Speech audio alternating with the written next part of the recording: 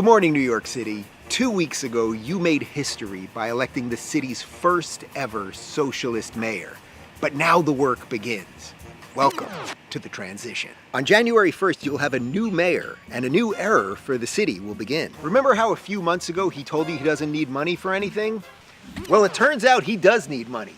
Your money. And that's why I created the official Moron Zamboni t-shirt. Because if you voted for this guy, you're an idiot. None of the proceeds will go to New York City because I'm a pure capitalist. It's all going in my pocket to do whatever the hell I want with it. Actually, I think I'm gonna buy the world's most expensive stamp. It's the British Guiana 1C Magenta, which last sold for $9.3 million. Help me make my dream come true at daverubin.store.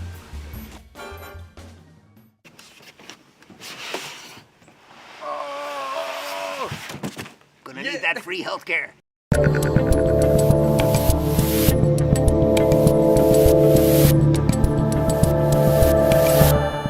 Are we working hard for you people or what? Hello, I'm Dave Rubin. This is the Rubin Report. And before I do anything else, address that commercial or anything else, I want to tell you good people that today is November 20th, 2025. Yesterday on the program, for the first time, I did not say the date, and I queried, do you people know what day it is? Is everything that you're doing on the calendar just related to if Dave Rubin tells you what day it is? Do you have any idea what's going on? And people were freaking out. I looked in the comment section. People don't know what day it is unless I tell them on this program. So it is November 20th. And although for a brief moment we thought about not telling you the date on the show, it is very important that you know where you are and when you are and the rest of it. It is November 20th, 2025, and we are live streaming on Rumble and YouTube and Locals and all that good stuff. And yes, I hope you enjoyed that little commercial there. It is official. The Moron Zamboni t-shirts are now for sale at daverubin.store. And yes, I will be keeping all of the money. That's right. I mean, you know, sometimes I take these guys out to dinner or whatever it might be, but I am a capitalist. I will be keeping the money. And I will be thinking about buying that, you know, you may have thought it was a joke, but the British Guiana 1C Magenta stamp, it is the world's most expensive stamp. It just sold for $9.3 million. I'd like that. And I don't know how the economics break down on the t-shirt, how many shirts we'd actually have to sell to make that happen, but I would love that thing. We did do a little research before the show. Apparently the guy who owns it now is willing to sell it fractionally. So 80 people could get in on it. And no, is it 80 people or 80,000 shares? So what's 80,000? 9.3 million divided by 80,000? You don't need much to get a little piece of this thing. 16. Yeah. But at the end of the day, I would only want a fractional share if it was in my house. I want that stamp, buy this shirt. All right, we got a show for you, daverubin.store. Look, at least I'm honest. You know what I mean? I don't want your money, everything's free. Give me your fucking money.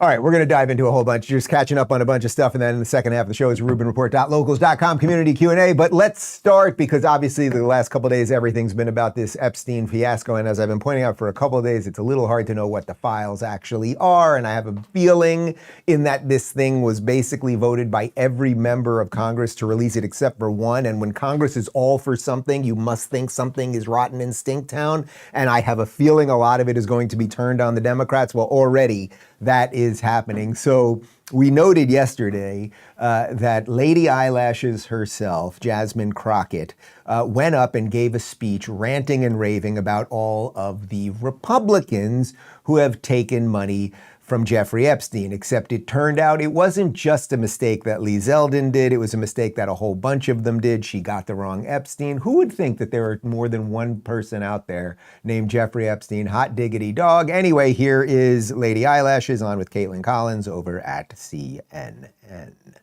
You mentioned Lee Zeldin there. He's now a cabinet secretary. He responded and said it was actually Dr. Jeffrey Epstein, who's a doctor that doesn't have any relation to the convicted sex trafficker. Unfortunate for that doctor, but that is who donated to a prior campaign of his. Do you want to correct the record on the people that... Listen, I never said that it was that Jeffrey Epstein, just so that people understand when you make a donation, your picture is not there.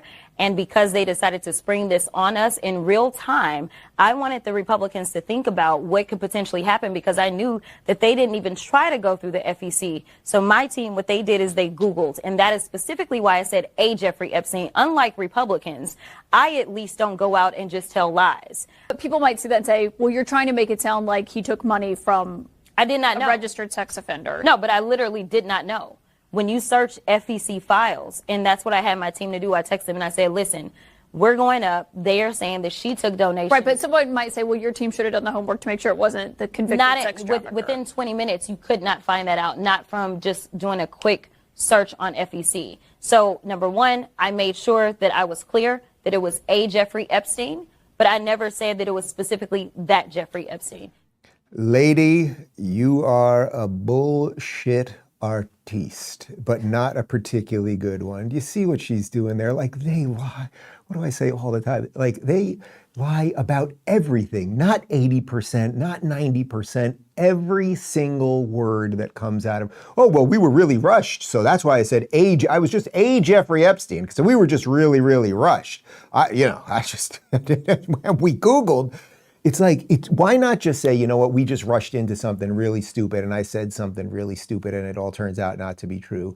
And by the way, it should be noted that when you're reading off Lee Zeldin and McCain, Palin and Romney and a couple of these people taking money from a Jeffrey Epstein, not the Jeffrey Epstein, even if it was the Jeffrey Epstein, that in and of itself doesn't prove anything as it relates to any of the nefarious shit with kids. Politicians take all kinds of money from all kinds of people. You think they're vetted? Well, this guy gave me $1,000. We better find out everything about him. That proves literally nothing, but I know that she is not the brightest bulb. Okay. Here's Crockett on Romney, Lee Zeldin, McCain, Palin, and more. Folks who also took money from somebody named Jeffrey Epstein, as I had my team dig in very quickly: Mitt Romney, the NRCC, Lee Zeldin, George Bush, Win Red, McCain, Palin, Rick Lazio. I just want to be clear. If this is the standard that we're going to make, just know we're going to expose it all. And just know that the FEC filings, they are available for everybody to review. Well, lady, I can talk like you again, and you know what? It's pretty obvious that you were trying to make the direct connection to Jeffrey Epstein, not a Jeffrey Epstein or the Jeffrey Epstein, but it was Jeffrey Epstein, the pedophile child trafficker, that you were trying to connect to all those people, and it turned out to be the wrong one. But I should put on my glasses, too, because did you note that all the women behind him have them there big glasses, which proved that they smart? It's so fucking mind-numbingly ridiculous. Anyway, here is an image from the Federal Election Commission showing that the donations to Zeldin, McCain, Romney, and the NRCC look to be a different Epstein. It should be noted that Jeffrey Epstein, the pedophile guy, his middle name is Edward. And then, as if all of that mind-numbing drivel isn't enough, here is Jasmine Crockett accidentally saying the quiet part out loud, which is that they haven't been working on the propaganda side of this thing enough. As someone who traveled this country as it relates to the election, I think that one of the things we've not done a really good job is communicating our wins, right? So a lot of times Democrats, their goal, their job is to get in there, put their heads down and make sure that they do the work. They haven't really been going around and doing the propaganda side of things. What? Did she just say that they're supposed to be doing more propaganda? Is that what she just said there? Yes, because they're so good at doing the work. What they're good at doing is saying we're doing the work. They're always, I'm so tired because I've been doing the work. That's what Michelle Obama said the other day. I'm so tired because I've been doing the work. I'm straightening my hair. I'm oppressed. And this lady, the Democrats are always doing the work. If by work you mean taking some people's money so you can give it to other people, then I guess that's what you mean by work. But she's literally saying we just are not propagandizing enough. And that really is inherently the problem, because you guys are all propaganda and you still don't think you're doing enough. Speaking of propaganda, the lady yesterday who was in the heat of the battle over all this Epstein stuff was Representative Stacey Plaskett, because during a congressional hearing, she was texting Jeffrey Epstein, not a Jeffrey Epstein or a Jeffrey Epstein or any old Jeffrey Epstein, but Jeffrey Epstein, the pedophile child trafficker. And he was literally telling her what to ask and how to respond to questions to then Donald Trump, former lawyer, what's his name? Michael Cohen, right? Here she is. She's now been called out on it. Here she tries to explain it. But like many constituents, individuals get your phone number. They text you about issues. They speak with you. I have spoken with him about issues that are relevant, things that are going on in the Virgin Islands and elsewhere around the country. Right, but on that day that we're talking about, you initiated the text exchange at 7:55 in the morning. So why were you even texting with Epstein at the time? He was a known sex offender then. Sure. I explained to people, I've been a prosecutor for many years.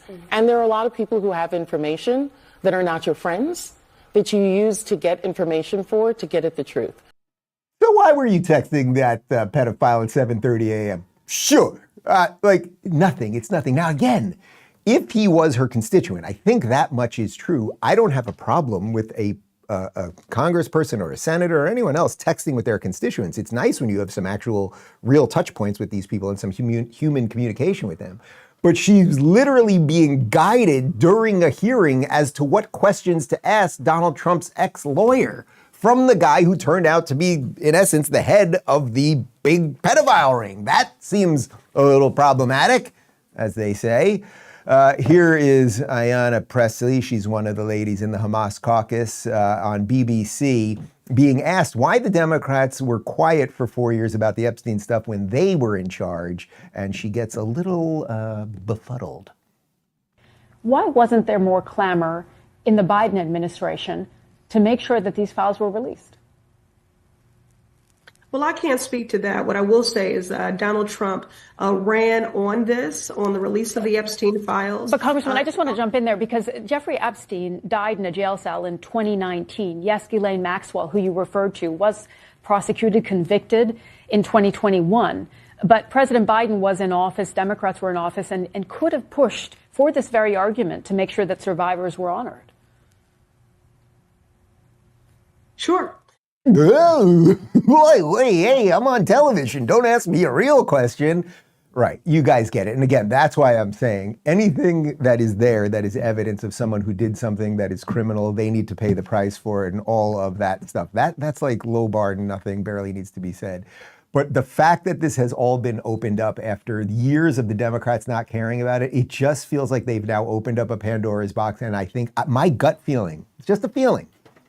In fact, don't care about your feelings. But my gut feeling is way more of this is going to come down on the Dems than on the Republicans. Over on CNN, they do their little panel show with some crazy people who they let out of the institution for a little bit to go back and forth on things that they don't know what they're really talking about. And here's someone saying that America was founded on child rape. I want to put something on the table that I thought what Representative O'Connor said today, Abby, that I found very disturbing when he was talking about this is not what our country's founded on. It actually is. There's another president by the name of Thomas Jefferson who raped 14-year-old Sally Hemings. He was 40 years old. So what we're talking about right now has been going on, not just the thousands of women you're talking about in high school, it's been going on since the beginning of time with powerful men who have taken advantage of young girls and then tried to make it be a love story. So no, I don't think innocent people should have their name disparaged. What I'm trying to tell you is the files are being released. So if you're in the file and you didn't do anything wrong, then yeah, lawyer up. Right. Because it's coming out and people need to know what's going on. Let me let Josh get a word. I'm telling you, there's something weird going on with the black women and the glasses. They're like, if you are black and you are a woman, we're going to put you in glasses if you want to be in government or TV.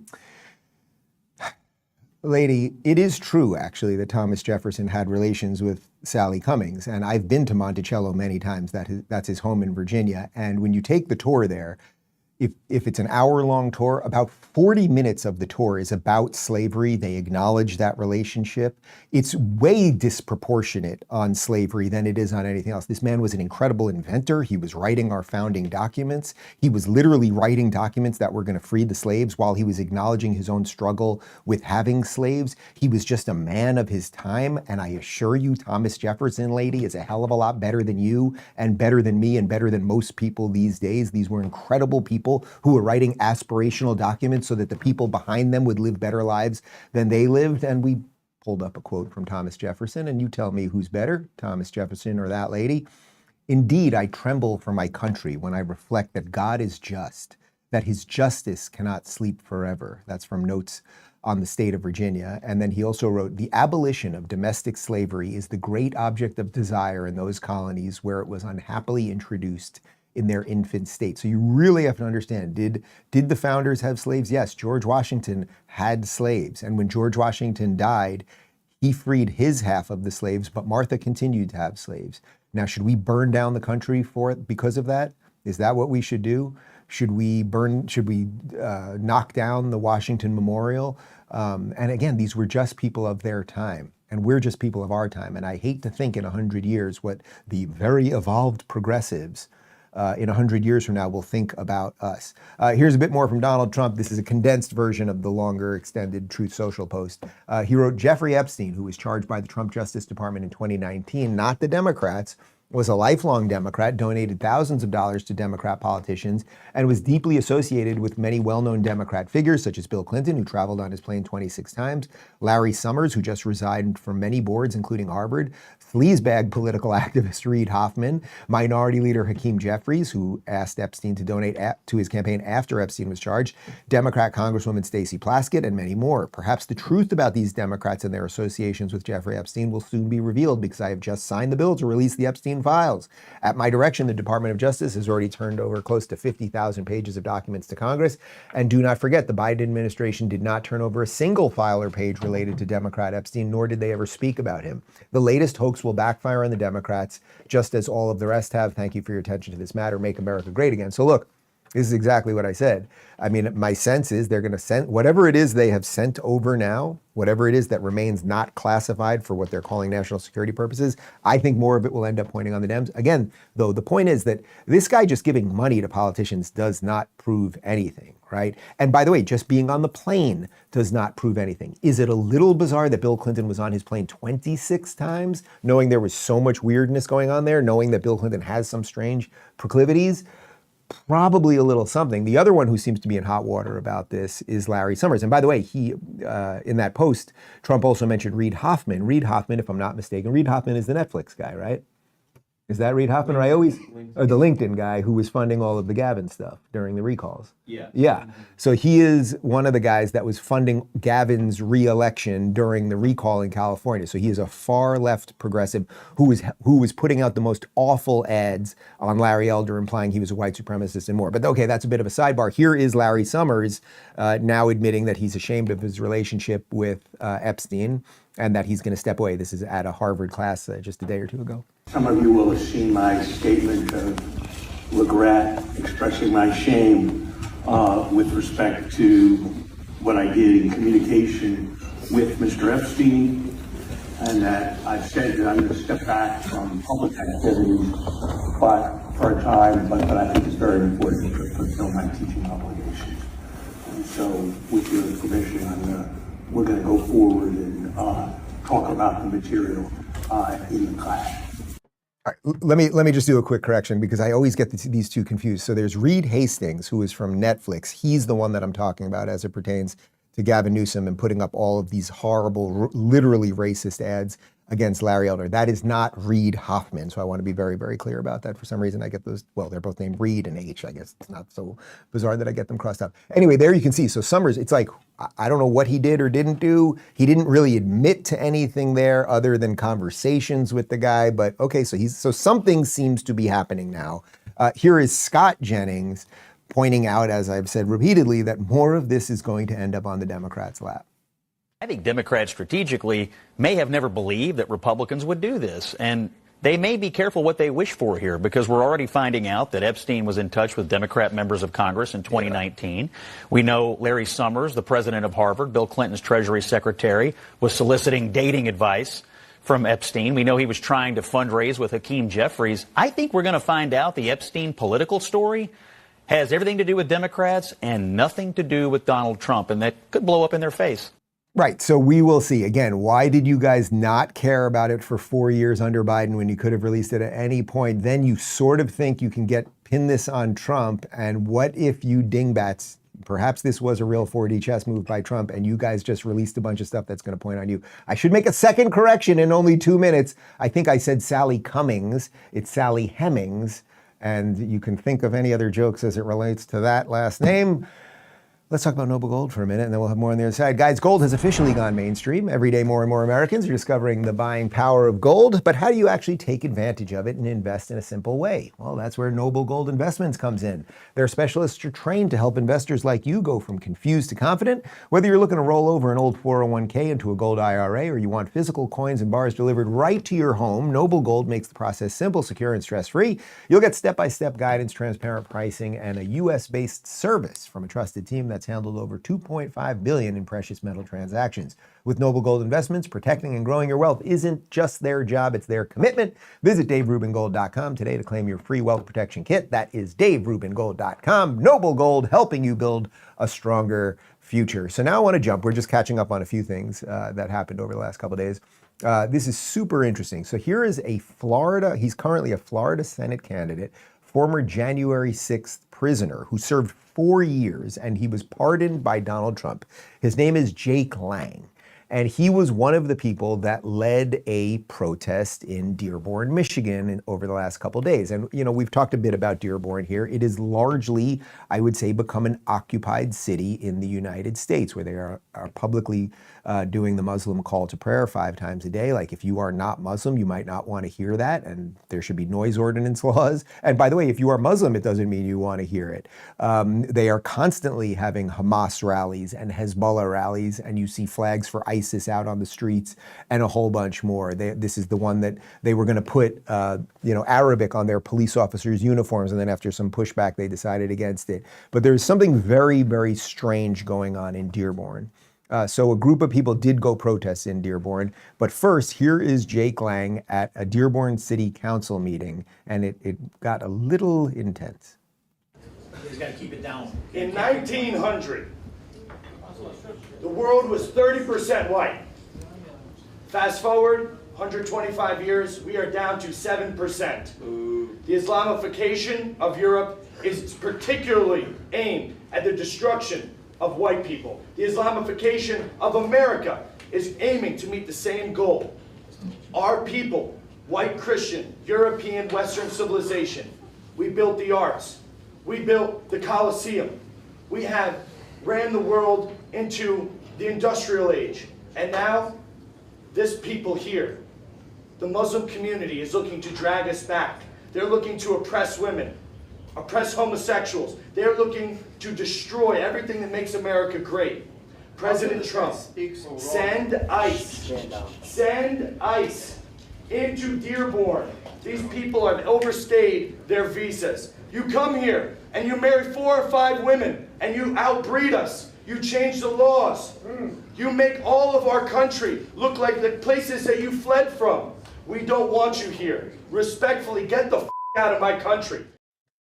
It was an interesting use of the word respectfully. Okay, so first off, I want to give the guy before we get into the specifics of the issues, I want to broadly give the guy credit. You know, going to a public forum and saying what you believe in this case, in a highly politically charged kind of toxic atmosphere where there's going to be false cries of racism and all that is tough. Now, as to, he mentions the white thing, which to me is a little bit different than the Christian thing, because white is just a skin color. It's just a skin color. Christianity is a religion and a culture and a set of ideas. To me, that's more important than a skin color. I don't care what anyone's skin color is, and by the way, there are black Muslims and there's white Muslims and there's black Christians and there's white Jews and Latino Jews and all of those things. So the skin color to me is the least important part. His broader point though, which absolutely is true, is that where Islam spreads, it is bad for Christians. Put aside all of the other minorities that all end up gone or extinct or whatever, but it is bad for Christianity. Ask the Coptic Christians of Egypt. There used to be tons of them. Now there's basically none left. Lebanon used to be a majority Christian nation. People thought that it was going to basically be the France of the Middle East, and now it has become basically an Islamic nation. It's certainly not majority Christian anymore. And then there are, there's another 20 plus Muslim countries that are not, with the exception of some of the Gulf states, not very tolerable for anybody else, tolerant of anyone else. And then when these people come to Europe and come to America and everything else, they try to import the same bad ideas that they purportedly were fleeing. So that is what he was trying to illustrate. And we will have to think about it. Do we want to be Western Europe, where there basically will be no-go cities, where if you are, in this case, white, actually, and Christians are obviously Jewish, but even if you're a gay for Palestine, do you want to just wander around with your boyfriend through Dearborn and see how it goes? You're not getting head, I promise you. You might get beheaded. It's a different thing. Here's Wall Street Apes, who's an ex-commentator, and he wrote this regarding the video. I thought this was quite interesting. I verified these claims made during the Dearborn, Michigan City Council meeting. Dearborn's now 55% Arab Muslim population has a huge amount of visa overstays and illegal entry. These people shouldn't legally be here. Unauthorized immigrants in Dearborn's Arab community include percentage of Dearborn's foreign-born population is basically 35 to 50%, roughly 16,000 out of 32,000 are unauthorized, which is illegal. Visa overstays is about 40 to 50% of the unauthorized total. We can just, all right, we don't have to read all the specifics here. The amount of illegal entry, this includes border crossers for evading inspection from Mexico and Central America, et cetera, et cetera, et cetera, right? I don't want to drub you with all the numbers there. But the point is, if you just look at what just happened in New York City, it was, I think, 62% of people who were legal immigrants but first generation voted for moron Zamboni. Right? So now you have a place where tons of illegals are coming to too. This is a huge problem. But now I want to show you the biggest evidence of the problem, because you might say, Dave, this feels racist or something, even though, again, a religion is not a race, but this feels racist or something like that. The issue is the set of ideas. Is Islam as a set of ideas conducive with Western values, as Jake pointed out? Well, I want you to watch this. We showed you this in September, but this is super interesting. This man is a Christian preacher who is a resident of Dearborn, Michigan. He went to a public hearing in that very same room we just showed you to express some of his concerns about what's going on in his city, and listen to the response from the mayor. Hezbollah, bombed the embassy in Beirut, and including many Americans. So I just feel it's quite inappropriate. You are an Islamophobe, and although you live here, I want you to know, as mayor, you are not welcome here. You are an Islamophobe. Now, again, I always say a phobia is an irrational fear. If you are a woman or a non-Muslim or a Christian who wishes to practice their faith, or you're a gay who's just not for Palestine, is it irrational to fear that set of ideas? Of course not. So the word Islamophobia is completely nonsensical. Interestingly, that man who and the idea that the mayor would say, basically, get the fuck out of my town. I don't give a shit about you. And he thinks he's the good guy here. It's rather extraordinary. The man, by the way, his name is Edward Barham, and he's a local Christian minister, and believe it or not, after that incident, he apologized to Mayor Abdullah Hammoud. He apologized to him, and from what I understand, he was doing it out of the Christian nature of apology. But I will leave it up to you to decide whether you think he was the one that should have been apologizing or actually deserved an apology. There's an ex-commentator named Sana Ibrahim, and she wrote something that I think is very applicable to what we're talking about here. She wrote, I was born Muslim in a Muslim family under a Muslim government. I will never move to a city where Muslims are the majority again. Once they become the majority, they don't just live their beliefs, they start imposing them on everyone around them. People don't realize that expansion and dominance are not fringe ideas on Islam. They are baked into the ideology. Islam is not separable from politics or the state. The Prophet Muhammad's life, the hadith that Muslims are told to model themselves after, includes around 80 wars. Westerners are committing suicide by inviting this ideology into their institutions, their politics, their offices, and pretending it's just another private belief system. That's not how it works. I don't think we're going to show you this video, but right before the show, I saw a video out of New York City last night at one of the biggest synagogues, where there were mass protests of the Hamas-Palestine crew chanting "River to the Sea" and globalize the Intifada and everything else, and doing it at a synagogue. So as I said to you Jews, and people think Jews are so smart, but I'm telling you, there's a lot of stupid Jews. Whether you're a stupid Jew or a smart Jew, you should leave. Smart Jews, they will come for you first. Stupid Jews, you're still on the menu. Here is my friend, and God, I wish he was still with us, Charlie Kirk, explaining that Islam is not conducive with American values. The question is macro Islam compatible with Western values? Macro. Of course it's not. There are three major reasons why. Islam does not believe in freedom of speech. Islam does not believe in freedom of religion. And Islam does not believe in separation of mosque and state. Those three things are antithetical to the West. In a Muslim majority country, most Muslim majority countries, you cannot criticize the Prophet Muhammad. In most Muslim majority countries, you do not have the same robust freedom of religion protections. And finally, whereas we in the West are very careful to try to intermix religion and state, they are commanded to actually go into the state and try to change the state to be more Islamic around the core pillars of Islam. And the last thing I'll finally say is, I cannot see a single Western country that has become more Islamic and has become a better place to live that is happier or freer. Right. So again, I know this is uncomfortable to talk about, but that's Charlie at his best, talking about something that is highly charged politically, but telling the truth. And again, it is true. If you want to live in a Western liberal democracy, and I mean the word liberal in this case in the best sense of the word liberal. I don't mean liberal retarded. I mean liberal in individual rights and agree to disagree sense of liberalism. Then there is a set of ideas that is being imported into our country that now have taken serious hold, clearly in Dearborn, Michigan, but also in New York City. And this is a problem. And if that scales, the country's over. And by the way, guys, we're only 249 years old. Countries that have lasted a lot longer than us have failed. So we're still in our nascent period here. Speaking of New York City, moron Zamboni, he wants your cash. He put out another ad yesterday because it turns out free shit ain't free. It's been 2 weeks since we won the election. We've been pretty busy. Rejects the Democratic Socialist Zohran Mamdani. Too often, this is a time of just celebration as opposed to preparation. We want to make it both. A lot of these things are new, but one of them is pretty old, fundraising. But why are we fundraising? Well, we have less than 50 days until we take office, and we have a lot to do. We have to vet the 50,000 resumes we've received. Thank you. We have to keep paying our incredible team. Thank you. And we have to plan not just our inauguration, but our policy implementation. Now, unlike the campaign, transitions do not get public matching funds from the city.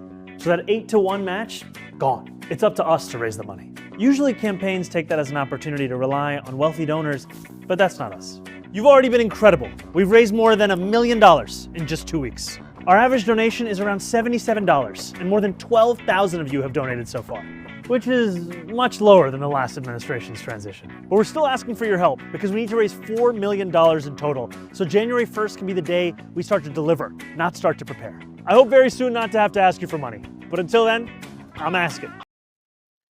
It's so evil, and if you can't see it, I do this once, what do I do this maybe twice a year? If you can't see how evil this guy is, don't watch the show. Find another show. Because I can't, every time we're going to play videos of this guy, have to explain how obviously evil all of this is. He ran on everything will be free. None of it matters. We're going to give you all this shit for free. Less than 2 weeks later, there he is with his quick jump cuts and his fake smile begging for money. He needs $4 million so that they can vet people and blah, blah, blah. Dude, if your ideas are so great, if you're so wonderful and you're leading New York City into utopia, are you telling me you can't get enough people to volunteer to figure this shit out? You need $4 million in cash? And by the way, on his inauguration night, they were charging $13 for a beer. A beer. It's all utter BS. And I seriously hope that Donald Trump fully knows it, not just says it, but knows it, because they are meeting at the Oval Office tomorrow. Listen to this from Donald Trump on Truth. Communist mayor of New York, Zohran Mamdani, has asked for a meeting. We have agreed that this meeting will take place at the Oval Office on Friday, November 21st. Further details to follow. Might I offer you a little gentle advice here, President Trump? Zohran's going to come in and he's going to smile and he's going to be nice and he's going to be funny and blah, blah, blah, blah, blah. This is kind of one where you shouldn't give an inch. You know what this guy is about. You know what he is about to do to the city that you, Donald Trump, literally help build. don't do the thing after where it's like, okay, well, we're going to just, yeah, it's going to be great. And I guess we will give him some money and we'll see. Like, don't do it unless you want to help usher in the very ideas that are going to destroy New York City. And by the way, putting aside the socialist part of it, the other part of it is that Zohran is running saying that the NYPD will not be working with ICE. Trump closing the border and now having ICE cleaning things up, that has been your signature thing, right? If your administration ended today, the thing that most people would say you did best, he closed the border and he got ICE on our streets to deal with deportations. Well, Zohran is completely against that. He's saying NYPD will not work with ICE. And well, listen to Zohran in his own words. So Trump, just be freaking aware of this. The announcement is coming a day after Tom Homan said in an interview that ICE is going to be back in New York City, that agents are going to be conducting operations and raids. Did you talk to the police commissioner about that fact that she was tipped off to that one in Lower Manhattan a couple of weeks ago? And if that were to happen again, if she were tipped off, how would you want her to respond? Well, what I've shared with the commissioner, and I would also shared publicly, is the fact that we can never go back to the days where Eric Adams would go on national television and open the door to the NYPD handling civil immigration enforcement. That can never even be entertained. People are living in fear. And what we will ensure is the NYPD will be delivering public safety, not assisting ICE in their attempts to fulfill the administration's goal of creating the single largest deportation force in American history. Okay, again, in a sane country, this man should have never been mayor. And I think there are arguments that he shouldn't have even been allowed to run mayor when he said he was going to abide by the laws of the International Criminal Court. No American is bound by those laws. Like, that seems pretty disqualifying to me. Now saying he's not going to work with the federal administration as it is their job to get the illegals out, like that seems pretty at odds with, I don't know what he's going to swear on when he gets sworn in, I can guess. But that seems kind of at odds with American values too. But interestingly, despite all of this, here's ICE Director Todd Lyons saying that not only are they going to keep going after the illegals themselves, they're also going to go after the employers who hire illegals. We're going to focus on the worst of the worst, but we're also going to make sure if you're here in the country legally, we're going to get you out. And to the employers who employ and attract a lot of these illegal aliens that come in and steal American jobs, we're going to focus on those American companies as well. All right, so that strikes me as a different level of where we are at right now, because it's one thing to say we're just going after the people, but now going after the companies that are doing. Wait a minute. Actually, this does make me think. Are you guys all legal? Are you legal? Mr. Day, Mr. Yeah. I feel very happy to be here. I have papers. Yeah. Oh. I'm here legally and very feliz estar aquí. Agradecida, de verdad. Gracias. Mira, tengo tu camisita puesta. Super feliz. Oh. Papers, yes. Thank you. Okay. Thank you. All right. Well, that's good. Okay. So that and are you legal? 我喜欢工作在 Rubin Report.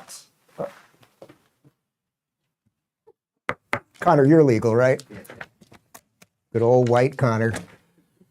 Here's ABC covering a Michigan plumbing company that employed and harbored 250 illegals across 4 states. This is the business in question that has a Metro Detroit couple in hot water with federal investigators. It's not just simply an immigration case that's charged, it's also money laundering. And these are the federal documents investigators say detail the inner workings of the plumbing empire built by Moises Orduña Rios and his wife Raquel over a 5-year period. The Plymouth Township couple owned Orduña Plumbing, Manpower Supply, and allegedly hired undocumented workers, took their passports, and crammed them into tight living quarters. These photos from the criminal complaint. The federal complaint focuses on Rochester, New York, but Michigan, Ohio, and North Carolina are also mentioned as places the company operates. According to the complaint, out of 253 workers, only 6 were in the U.S. legally and permitted to work. The complaint claims the husband and wife generated $74 million in their plumbing business that was based out of Michigan. You know, let me take a slightly different tack at this story, because the illegals that are coming here, I'm not talking about the criminals, and I'm not talking about the sort of career criminals. If you come here illegally, in essence, you are a criminal. I know Democrats get very confused about that. But the people that come here to make a better life, that are law-abiding and that then end up paying taxes, which always sounds so strange. You're illegal and you're paying taxes and you can get a driver's license. Like, there's some weird stuff.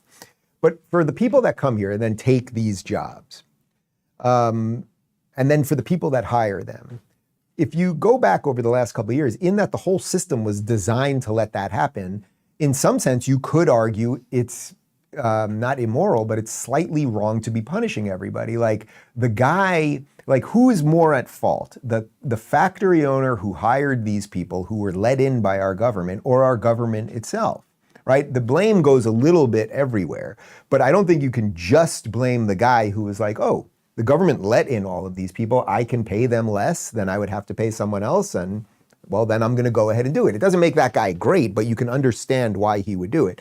Nonetheless, so again, the blame is still, the primary blame is on the people who open the borders. But nonetheless, it is a violation of Title 8 of the U.S. Code. I'll just read it briefly to you. Title 8 U.S.C. 1324 describes several crimes involving assisting, transporting, or harboring aliens entering the country illegally. Harboring unauthorized aliens under subsection 132A, makes it a crime to harbor, shield, or conceal an unauthorized alien knowingly. So I am not saying that the guy who owns the factory that hires 200 of these people because he can do it cheaper and then makes mad profit, I am not saying he is a great guy, and I'm not saying he didn't break the law. That's the law right there. But you also have to understand that this is the fault, the initial fault is the fault of the people who let them into the country. This is interesting. There's no audio on this, Connor. You can start playing it. This is a Charlotte, North Carolina job site that is now completely empty due to ICE raids. So this is the interesting question. Okay. So let's say these were all illegals that were doing this, right? That were working at this place. And let's say they were all completely law-abiding outside of being illegal in and of themselves, in and of itself. Somebody that was the foreman there, or the owner of the company or whatever, the manager, he hired all these people because he knew I can pay them less, give them less benefits. That will be cheaper on my bottom line. I can then sell the place and make more of a profit. Like that's basically how it works. Now, again, do you blame him completely for doing it, even though he's breaking the law? You blame him, yes, but you also understand he was just working within the system the way it was, right? Now, you might look at that and go, well, mate, Dave, this is proof that we need the illegals. And there might be some argument around that, right? Like there's some, as they always say, we need these people to pick our crops. Well, even if, to whatever extent that is true, when you look at a job site like that, guess what, guys? Tesla robots, the Optimus robot will be doing that soon enough. Drones, instead of guys with huge cranes, will be lifting things hundreds of feet into the air. So all of it is changing anyway. So again, I'm really trying, I hope it's coming off clearly here, I'm trying to show that there is a heart component to this. Not all of these people, even who come here illegally, are evil or anything else. However, right now, some eggs are going to be broken, right? When we're going after the people who actually are the real bad guys, the drug dealers and the criminals and all that, some people who otherwise are decent people will be caught up in it because they are illegal. But nobody that's legal is being caught up in it. And that's what the Democrats are always lying about. Let's talk about Rubin for a minute, and then we'll do a RubinReport.locals.com community Q&A. Guys, if you're dealing with joint pain, stiffness, or just not bouncing back like you used to, you've got to hear this. There's this fitness tool originally designed for NASA astronauts called the Juvent Micro Impact Platform. Unlike those jarring high-impact machines, the Juvent uses gentle, natural vibrations to activate your body's healing response. It helps ease chronic pain, improve circulation, and boost joint health. You just stand on it for 10 to 20 minutes a day while you watch this show, or you have your morning coffee. That's it. It's completely safe, made right here in the USA, and backed by millions in research and clinical studies. So if you've been dealing with pain or fatigue, check out juvent.com/Rubin. That's JUVENT.com/Rubin, and use code Rubin to save $300 on your next Juvent. There's a 6-week money-back guarantee, so you've got nothing to lose, except maybe your pain. All right, RubinReport.locals.com community Q&A. If you want to get a question in on the fly, do you have a phone? Do you have the Apple phone? You can go on the iOS store and download the Locals app and join the Rubin Report community, or you can do it on the Android. I guess they have some sort of store or something over there. CDH Free says, hey Dave, do you think this push of the Epstein files by the left is really designed to push out the old guard, allowing the young gun socialists to take full control? That, my friend, is a good question because it makes you think. And could that be? Could it be that as these files are released, and we're going to see all of these people took money from him, which, as I illustrated earlier, just because you took money from someone doesn't mean you knew anything or did anything for that money or anything else. Otherwise, every politician everywhere, they all take money from people. They don't vet every person to know who you talked to and where the money came from and everything else. However, Could part of the push be that the radical base, and they're winning, they've taken over the Democrat Party already, look what just happened in New York and everything else, that they're like, how do we accelerate the downfall first of the Democrats, but then really everybody? Like they want everybody old school, not just old. They want anyone old school America, they want them out. So if you can put a little stank on everybody, whether it is deserved or just or not, that might be the way to do it. So that is a great point. I will keep that in mind as we cover this story going forward. Love to Laugh says, hey Dave, are you still feeling all the awesome benefits from your recent knee procedure? I am. Joey, how was my finger roll last night? 3 hours in. Pretty good, Dave. Okay, it was pretty good. I don't think you can hear me. Yeah, I did the stem cell thing. I blew out my knee, 15 tears in my knee. It was ACL and MCL and tendons and all that stuff, 15 tears. Dr. Richie Striano, who, by the way, I know so many of you have gone to. He's texting me every day saying, I got this person from you and this person from you. And he's helping all sorts of people. And there's incredible physical benefits. Whether it was knee, he also did my shoulder. I thought I was never going to play basketball again. I mean, when that thing ripped, I heard pops and cracks. It was like I stepped on a bag full of popcorn and glass. I'm not kidding. I've said it before. A guy that wasn't even playing on the court with us, he started screaming because he was like, did you hear that? It was terrible. That was in February. I had the stem cells injected on April 10th, and by the end of May, I was playing again. And now I'm not even wearing any brace. I wear a little compression sleeve. That's it. So I'm probably playing better than I played 10 years ago. And my shoulder, which I was really having trouble, I think it was mostly from like carrying the kids all the time. My shoulder, I could barely lift my arm, and now my shoulder is completely fine. So if you are having any kind of stuff, Google Dr. Richie Striano. He is just an absolute all-star. Changed my life. Joey hurt his back a couple weeks ago, had some slip discs. He just did stem cells. Like, I'm telling you guys, it's just magical. And how cool that your body has the stuff in it you need to heal. You just need to get access to it.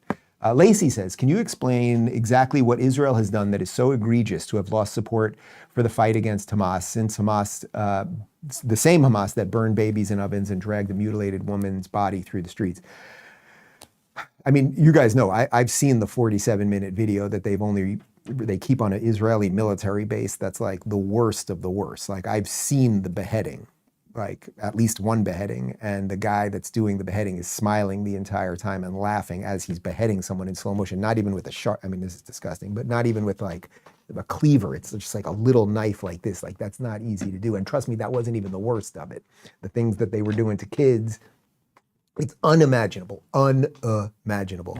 I mean, I think there's a couple things going on here. I think that Israel is usually more concerned with building things and surviving they are with PR. I think the people that want to take them out are obsessed with, they will lie about anything and everything, and that really is a problem. How do you constantly not only try to survive and thrive in a tough part of the world, geographically tough and without a lot of natural resources, and just continue to build a thriving Western society while you have rockets coming in, while they've got some of your people underground, while they're strapping on suicide vests, while they're doing car rammings, while they're like all of those things, and you have people across the West that for whatever reason are obsessed with destroying you. I mean, there is some ancient hatred stuff here for sure, but I think more than anything else, it's kind of a little bit what's going on with the right now, like a small portion of the right, I would say, which is that if you are jealous of people's success, you're probably going to do anything you can to take them out. And that's why jealousy is just so wrong and evil. Like, it's so interesting too, because I think it has a little bit to do with how you're wired. Like, when I meet successful people, or when I interview successful people, and I've interviewed billionaires, but it's not just, I don't even mean it financial success, people that are happy. We're going to put it up, I think, on New Year's Day. We just had Arthur Brooks in here, who has written several books on happiness. And he's an incredible human being. And I've met him once before, but we sat down in the studio with him just a few days ago.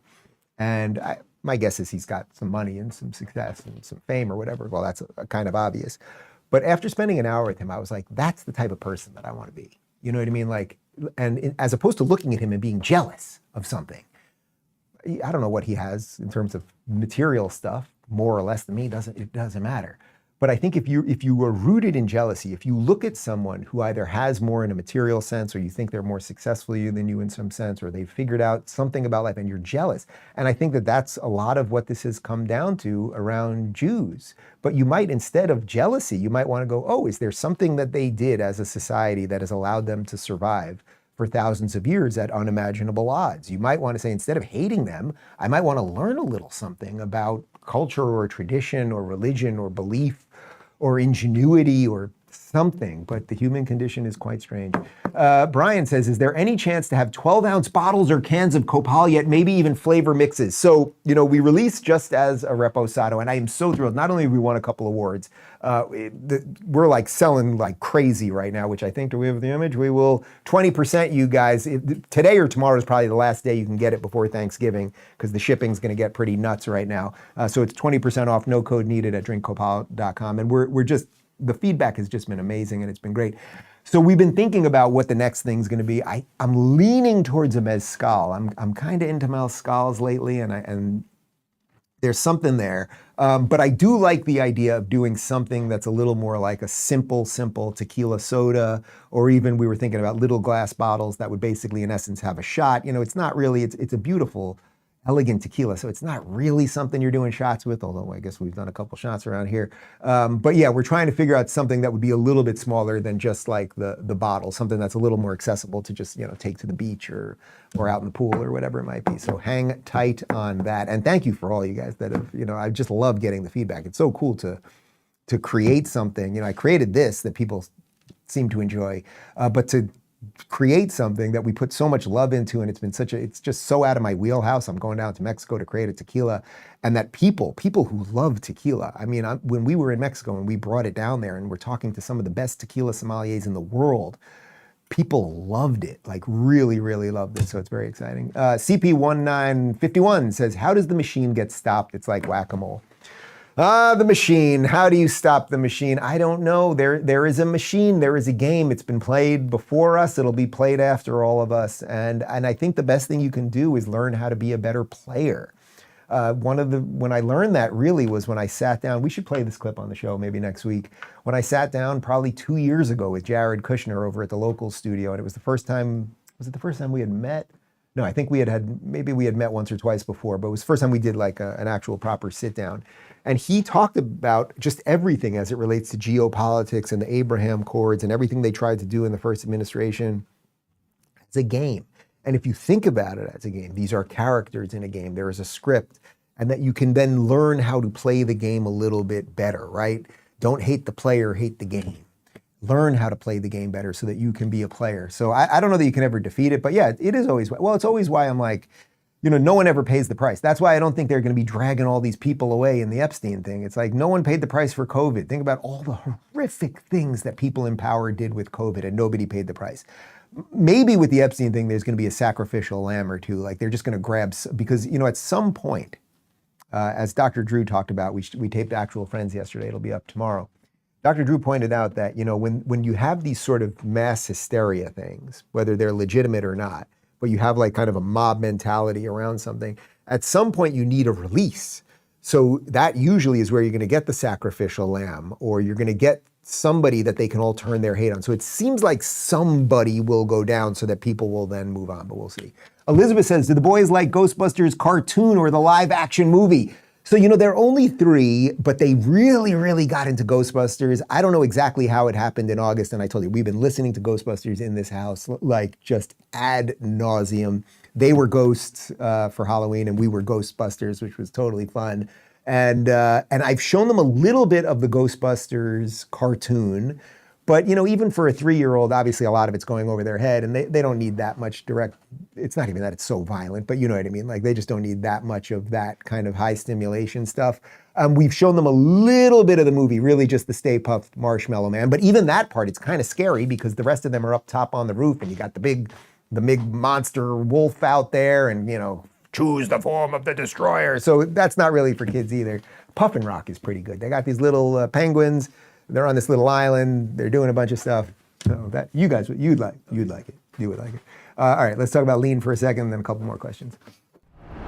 Do doctors have Black Friday sales? Well, at Brickhouse Nutrition, they do. They've just launched their biggest event of the year, a Black Friday sale with 30% off everything. That means that the industry's most impressive health and nutrition products are now 30% off, including Lean, a doctor-formulated weight loss supplement for people who want to lose meaningful weight without injections. It also includes Creatone, creatine designed specifically for women to help you look leaner, more toned, and in shape without extra dieting or exercise.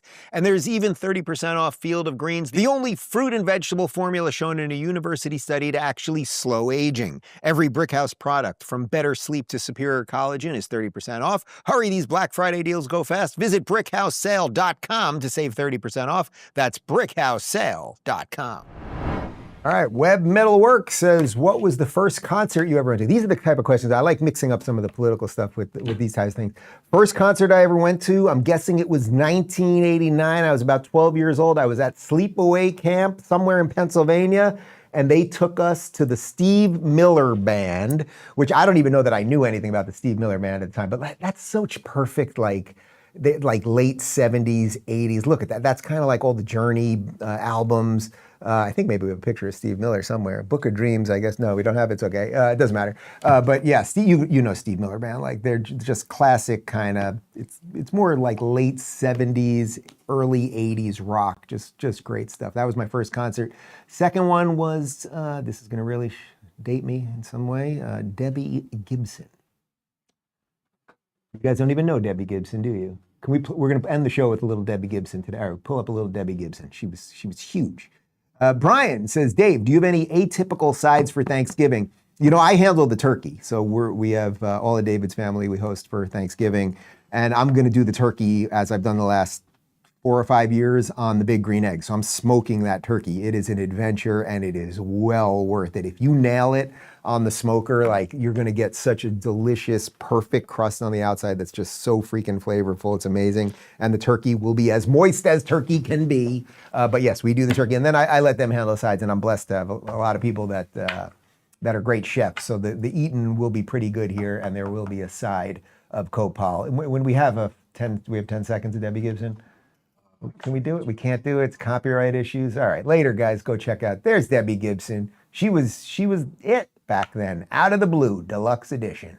Joe says, I'm very aware of the team's love of basketball and of Dave's knee issues. That said, has the team ever considered competing in a local charity 5K or 10K race as a team building exercise? What do you say, guys? I would do that. That sounds like something. I got a yes, I got a yes, I got a yes. All right, we're going to do something. We'll find something here, Miami local-ish, and we'll let you know what we're doing, and maybe some of you guys could get involved. That would be fun. Rap Sack says, hey, Dave, can the Republicans temporarily get rid of the filibuster, get done what they need to get done, and then put the filibuster back? That's an interesting question, and Joseph, actually, I wasn't sure of the answer. I usually quickly glance at the questions, but we weren't sure of the answer, and Joseph did a little research. So listen to this. So your question, just reiterate the question, because it's a good one. Could the Republicans right now, with the majority, temporarily remove the filibuster so that they wouldn't need 60, do a whole bunch of stuff that they want to get done, and then put it back so if the Democrats took power, the Democrats would basically not be able to do it without removing it again? And the answer is this.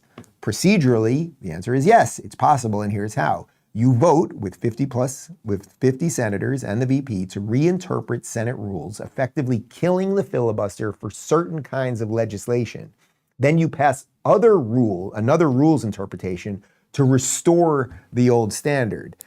But there is a catch, of course, because temporary rule changes would require that every GOP senator would have to agree to go nuclear, agree to do this.